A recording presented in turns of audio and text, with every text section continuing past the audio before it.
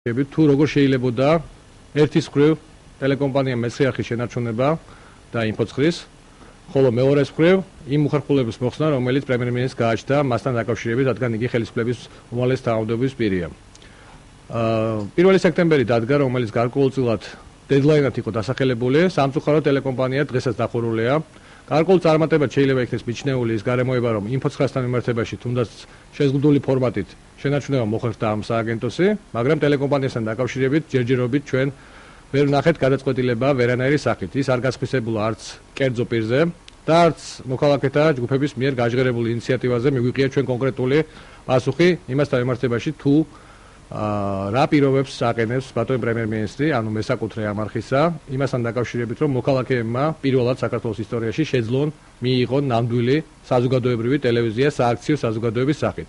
რაც სრულიად რეალისტურია, აღნიშნულთან დაკავშირებით ჩვენმა ჯგუფმა დაიწყო მუშაობა პროფესიონალებთან, სხვადასხვა დარგის წარმომადგენლებთან, თქვენ ნაწილს ხედავთ აქ და ჩვენ კიდევ ერთხელ გვინდა ბატონ პრემიერ-მინისტრს უთხრათ, რომ მას აქვს ისტორიული შანსი საქართველოს დემოკრატიის ნამდვილ განვითარებაში შეიტანოს გადამწყვეტი წვლილი, თუ კი ის დათანხმდება საზოგადოების შეთავაზებას იმასთან დაკავშირებით, რომ ტელეკომპანია მეცხრე არხი გარკვეული საფასურის წინასვლად გადაეცეს აქციონერებს საქართველოს ყველა მსურველ მოქალაქეს და აღნიშნული არის სრულიად რეალისტური, აღნიშნულის პრაქტიკა არსებობს სოფლიოში და აღნიშნულ დაკავშირებით კონკრეტული ხედვა, გეგმა გაგვაჩნია ჩვენც. ჩვენ ველით მისგან პირობების დაზუსტებას, უპირველეს ყოვლისა ეს შეეხება ფასს, ანუ რა საფასურის წინასვლად არის ბატონი ბიძინა ივანიშვილი თანახმად, რომ მეცხრე არხი გადასცეს საზოგადოებას და ასევე სხვა პირობებს. სხვა საკითხებთან დაკავშირებით მინდა ბატონ დემურს თხოვო და ქავტო ბარინას, თქვენ მათ იცნობთ კარგად და ამიტომ ჩემი წარდგენა მათ არ შევდებათ და შემდეგ კითხვებს უპასუხებ. მოდი გავცვალოთ.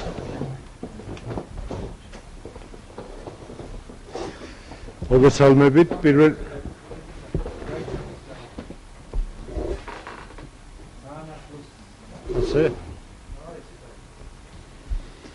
მოგესალმებით. მე ვფიქრობ, რომ არის მთავარი საკითხები, რომელშიც ჩვენ შეთანხმებული ვართ. პირველ რიგში ეს არის კერძო საკუთრება და არანაირი ზეწოლა მე პატრონზე, თუ ჩვენ გვინდა ცივილიზებული ქმედებების ფარგლებში დავრჩეთ, არ შეიძლება განხორციელდეს, მათ შორის არ შეიძლება საზოგადოებრივი ინტერესებით მანიპულირება და კერძო საკუთრებაზე, კერძო მფლობელზე რაიმე ზეწოლის მოხდენა. მთავარი არის ის, რა კი ითქვა მე პატრონის მიერ, რომ ისი მზად არის გაასხვისოს ტელევიზია, ბუნებრივია მომენტი მთავარი მომენტი რჩება ის, თუ რა პირობებით იქნება გასხვისებული. აქ არის პრივილეგია მე პატრონისა, ამის შემდეგ ჩვენ ავწონდავწონით ამ პირობებს და იმის და მიხედვით, თუ რამდენად შესაძლებელი იქნება დღევანდელ პირობებში საზოგადოების მხრიდან ამის გაკეთება, უკვე შემდეგ განვაცხადებთ საბოლოოდ და ცხადია, მაშინ ექნება აზრი უკვე მე პატრონესთან შეხვედრას, შეთანხმებას, ტექნიკური პროცედურების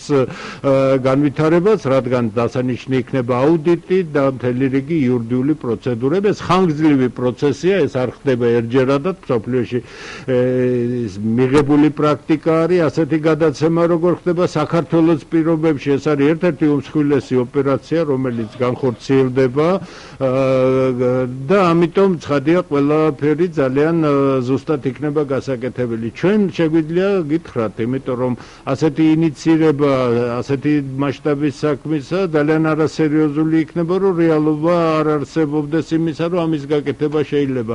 რამდენიმე მთავარი მომენტია. ასეთი თვითორგანიზაცია საქართველოს მოქალაქეებისა არის პირველი ნაბიჯი იმისათვის, რომ ეს არის ქმედუნარიანი საზოგადოება, რომელსაც შეუძლია საკუთარი ინტერესების ფარგლებში გადადგას სერიოზული ნაბიჯი, დამოუკიდებელი ნაბიჯი, ერთმანეთთან კოორდინირებული და შეთანხმებული ნაბიჯი, რომელსაც უდევს არა კომერციული ინტერესი პირველ რიგში, არამედ უდევს საზოგადოებრივი ინტერესი, რადგან ის მედია სივრცე, რომელიც არსებობს კერძო ტელევიზიების სახით, მათ აქვთ უფლება ისეთები იყვნენ, როგორებიც არიან, ეს მათი უფლება არის. მე ვფიქრობ, რომ დარჩენილია ძალიან სოლიდური ნიშა ტელესივრცეში, საქართველოს პირობებში, რომელიც ორიენტირებული იქნება სწორედ საზოგადოებაზე. ბუნებრივია, კერძო მოქალაქეების ჯიბეზე გათვლილი არ უნდა იყოს ეს ტელევიზია, რადგან ტელევიზია საკუთარი შემოსავლები უნდა გააჩნდეს სერიოზული პერსპექტივა, გრძელვადი ამ პერსპექტივაში არსებობისა.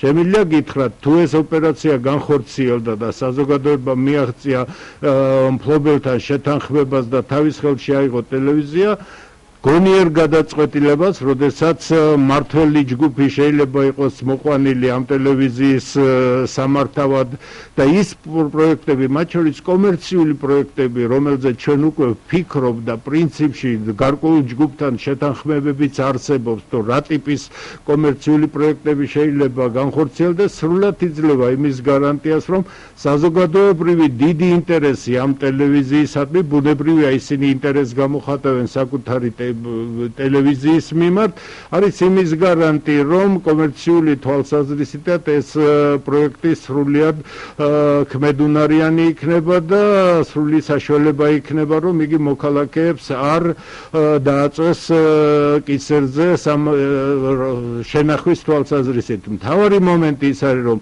პირველად საქართველოს ისტორიაში, მიუხედავად იმისა, რომ არსებობს კანონი, არსებობს სააქციო საზოგადოებები, რომლებიც უფრო ფორმალური ხასიათისა, ვიდრე რეალური შინაარსი აქვს სააქციო საზოგადოებისა, შეიძლება გაკეთდეს რამდენიმე ათიათასობით ადამიანის მფლობელობაში ძირითადად მინორიტარი აქციონერების ხელში აღმოჩნდეს ეს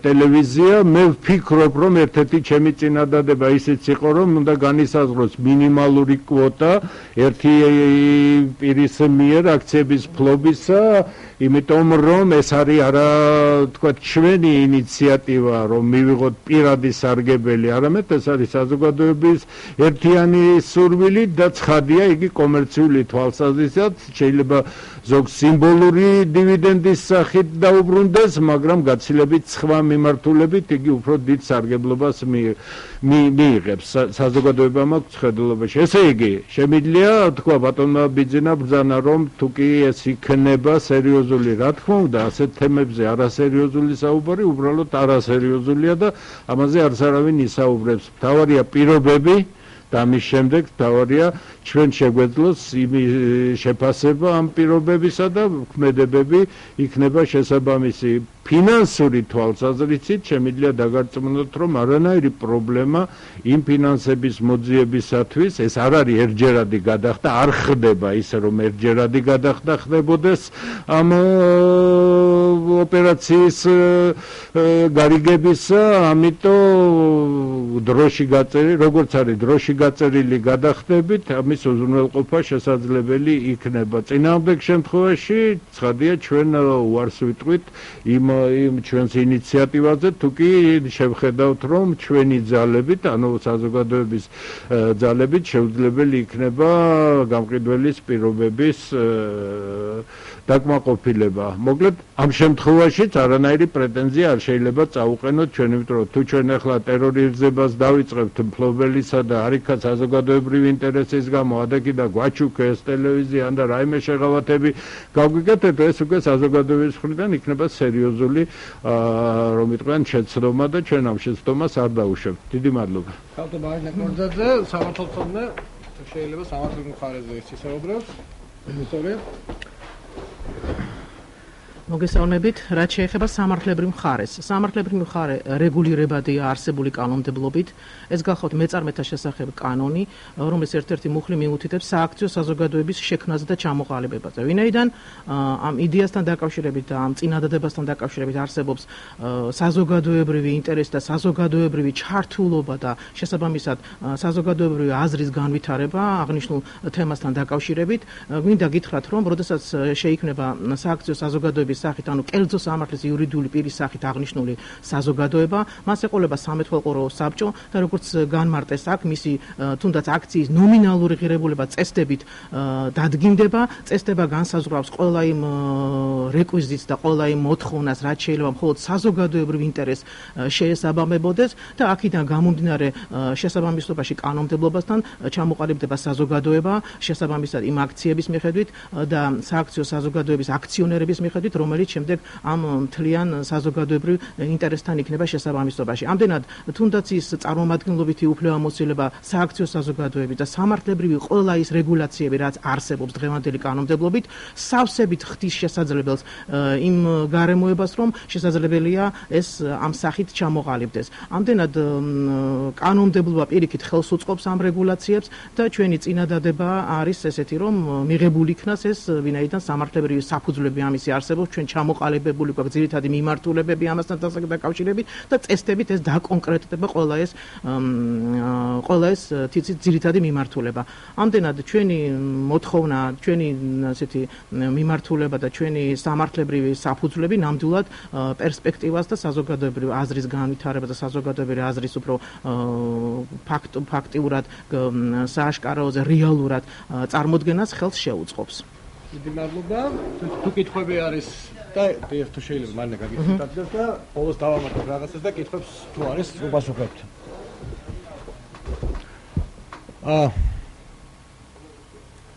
ჩვენ შეიძლება ჩვენ გვინდა დავამატოთ კიდევ ერთი გარემოება. პროცესი არის გახსნილი საზოგადოების ყველა წევრის, ყველა სპეციალისტის, ყველა მოქალაქის, ვისაც მნიშვნელოვანია მედიის თავისუფლება, შესაბამისად დემოკრატია და სახელმწიფოს მომავალი, ასეთი ადამიანის მონაწილეობას ამ პროცესში ბუნებრივია მივესალმებით, თუმცა კიდევ ერთხელ ვიმეორებთ. ჩვენი მხრიდან მაქსიმუმი გავაკეთეთ და კიდევ გავაკეთებთ საიმისად, რომ ჩართულობა საქართველოს მოქალაქეებისა ამ მნიშვნელოვანი განწყობილების მიღების პროცესში იყოს მაღალი, მაგრამ გადამწყვეტი სიტყვა, რა თქმა უნდა, მესაკუთრეზეა საქართველოს პრემიერ-მინისტრმა ბიძინა ივანიშვილმა უნდა მიიღოს გადაწყვეტილება. არის თუ არა ის მზად გაასკვისოს ტელეკომპანია მეცხრე, რომელიც მის საკუთრებაა და ამის სანაცვლოდ რა ფასს მოითხოვს იგი საზოგადოებისაგან. თუ ის ამ გადაწყვეტილებას მიიღებს და გადაწყვეტილება იქნება ადეკვატური სიტუაციისა, ეს იქნება ძალიან დიდი ნაბიჯი შეტანილი საქართველოს დემოკრატიული განვითარების პროცესში. ჩვენ გეგმავთ უახლოეს პერიოდში ალბათ კიდევ გაფართოებულ შეხვედრას სხვა არასამთავრობო ორგანიზაციების წარმომადგენლებთან და ექსპერტებთან ერთად, თუმცა ველით პირველ რიგში პასუხს ტელეკომპანიის მესაკუთრისაგან.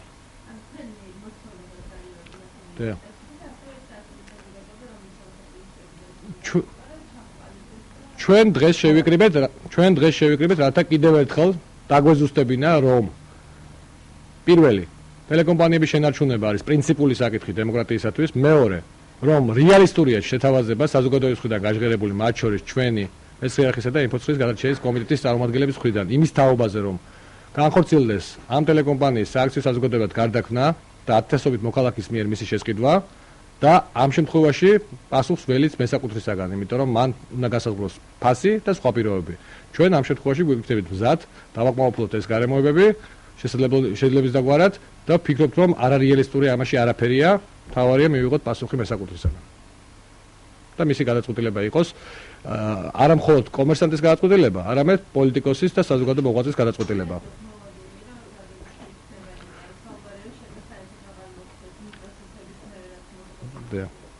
ჩვენ იმედს ვიტოვებთ, რომ ბატონ ბიძინა ივანიშვილის საკუთარი მრავალი განცხადების ერთგული დარჩება და ის შეეცდება დემოკრატიის განვითარებას ხელი შეუწყოს, რაც ამ შემთხვევაში გამოიხატება მეცხრე არხის გადარჩენისთვის საჭირო ღონისძიებების გატარებაში.